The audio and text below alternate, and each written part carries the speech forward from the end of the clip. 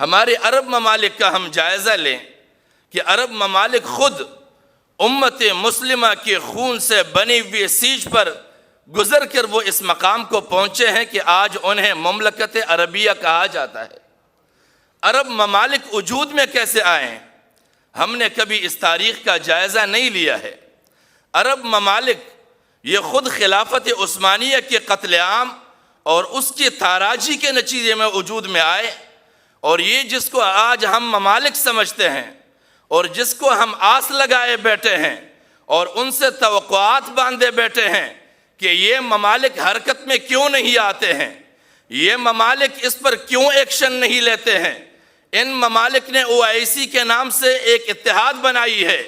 وہ انتہائی غیر مؤثر ہے کہ جس کے بارے میں ایک زمانے میں ہمارے ایک قریبی رہنما نے مولانا حسین احمد صاحب نے حافظ حسین احمد صاحب نے کہا تھا کہ OIC ICO میں پڑی ہوئی ہے، اور آج بھی واقعتاً OIC کی یہی حالت ہے کہ وہ ICO میں پڑی ہوئی ہے۔ اس کے کسی کردار کو، اس کے کسی عمل کو کوئی اہمیت نہیں دی جاتی۔ اس کی بنیادی وجہ یہ ہے کہ ہمارے تمام عرب ممالک یہ بنیادی طور پر ممالک نہیں ہے، یہ برطانوی اور اس زمانے کی جابرانہ قوتوں کے ساتھ اتحادی عمل کے انعامی اسکیم کے طور پر دیے ہوئے ممالک ہیں، اور ان کے مخصوص اقوام کے سربراہ اس انعامی اسکیم سے مستفید ہوتے ہیں۔ اگر ہم بین الاقوامی امن معاہدات کا مطالعہ کریں اور اس کا جائزہ لیں تو اس میں جو معاہدات درج ہیں، اس معاہدے میں کیا شرائط ان کے لیے درج کیے گئے ہیں۔ ان شرائط میں سے پہلا شرط یہ ہے کہ ان کے لیے یہ اختیار نہیں ہے کہ یہ اپنے سے کسی کو دوست ڈکلیئر کرے، ان کو یہ حق حاصل نہیں ہے کہ وہ اپنے مرضی سے کسی کو دشمن ڈکلیئر کرے، اس کو یہ مرضی اور اختیار حاصل نہیں ہے کہ وہ اپنے خطے کے وسائل پر کسی کو سرمایہ کاری کے لیے از خود دعوت دے، یا پھر اپنے خطے کے موجود وسائل سے وہ خود استفادہ کر سکے بغیر کسی اجازت نامے کے، اور پھر اگر ان کو ضرورت پڑے تو یہ اپنی مرضی سے اپنے ممالک کی افواج تشکیل نہیں دے سکتے، لیکن اگر کوئی ان کے مقابل میں نبرد آزما ہو جائے تو ان کے دفاع کا حق بھی برطانیہ اور مغربی طاقتوں کو حاصل ہے، ان کو نہیں۔ تو جن ممالک کو یہی شرائط عائد ہو، ان ممالک سے کیا توقعات کیے جا سکتے ہیں؟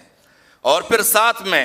ایک معاہدہ کسی زمانے میں اسرائیل اور فلسطین کے مسئلے کے حل کے لیے کیا گیا تھا، بالفور معاہدہ کے نام پر۔ اس معاہدے میں بھی اسی زمانے میں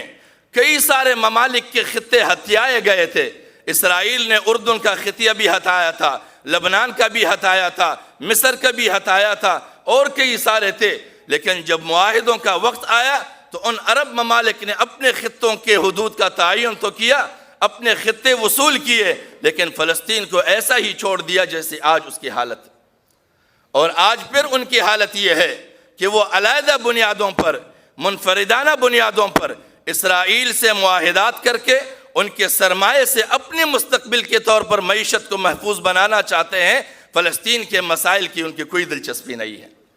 اور مغرب بھی اس مسئلے کو اسی طرح لٹکائے رکھنا چاہتا ہے تاکہ مغرب عرب لیگ کے اتحاد کے نام پر اسرائیل کو بلیک میل کر کے عرب کے وسائل سے مستفید ہوتا رہے، اور عرب کو اسرائیل کی طاقت سے ڈرا کر اسرائیل کے سرمایے سے مستفید ہوتا رہے۔ ایسا لگتا ہے کہ عرب ممالک اور مغربی طاقتوں کا ایک ہی موقف ہے کہ وہ اس کھیل کو ہمیشہ کے لیے کھیلنا چاہتے ہیں، لیکن امت مسلمہ کی ذمہ داری یہ ہے کہ وہ اس طرح کے مسائل کو سنجیدہ لے کر مستقل بنیادوں پر اس کے حل کی راہ تلاش کرے۔ اس میں اختلاف نہیں کہ فلسطین مظلوم ہے، لیکن یہ بات زیر غور ہے کہ فلسطینیوں کی حمایت انہیں لڑا کر انہیں قتل کرانے میں ہے یا ان کے مسائل کا حل دے کر انہیں مستقل قوت بنانے میں ہے۔